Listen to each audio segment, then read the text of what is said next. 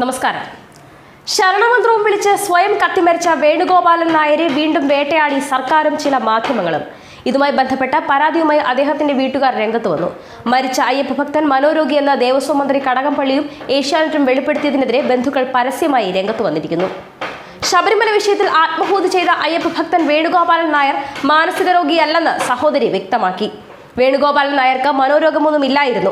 മരിച്ച അദ്ദേഹത്തെ ഇപ്പോൾ മനോരോഗി എന്ന് പറഞ്ഞ് ആക്ഷേപിക്കുന്നതിൽ ഞങ്ങൾക്ക് ദുഃഖമുണ്ടെന്നും ഒരു മന്ത്രി തന്നെ കള്ളപ്രചരണത്തിന് ചുക്കാൻ പിടിച്ചതെന്നും കരഞ്ഞുകൊണ്ട് സഹോദരി പറയുന്നു.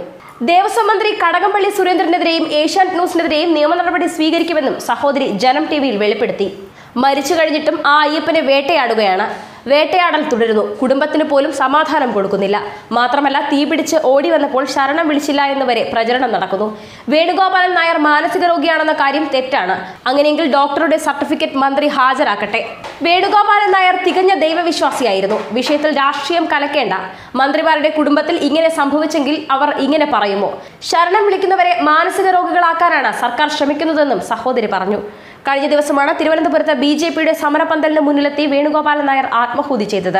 വേണുഗോപാലൻ നായരുടെ മരണത്തിന്റെ കാരണം ശബരിമല എന്ന് വരുത്തി തീർക്കാനും അയ്യപ്പ ഭക്തനല്ല എന്ന് വരുത്തി തീർക്കാനും ഏത് നിലവാരമില്ലാത്ത കളികൾക്കും അധികൃതർക്കും ഒരു വിഭാഗം ആളുകൾക്കും കൂട്ടുനിൽക്കുകയാണ്.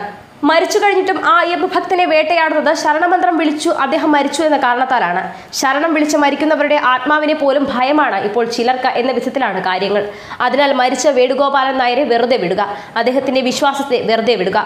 മരിച്ച വേണുഗോപാലൻ നായരെ അവിശ്വാസിയും നിരീശ്വരവാദിയുമാക്കി ചിത്രീകരിക്കാൻ ആദ്യം വലിയ നീക്കങ്ങൾ നടന്നതിന് പിന്നാലെയാണ് ഇപ്പോൾ മനോരോഗി എന്ന വിധത്തിൽ പ്രചരിപ്പിക്കുന്നതും മരിച്ചിട്ടും വാശി തീർക്കാൻ ശവത്തിൽ കുത്തുന്ന ഈ വിധത്തിലെ അധാർമിക ചർച്ചകളും വ്യാജ പ്രചരണവും ഒഴിവാക്കുക. ന്യൂസ് ഡെസ്ക് കർമ്മ ന്യൂസ്.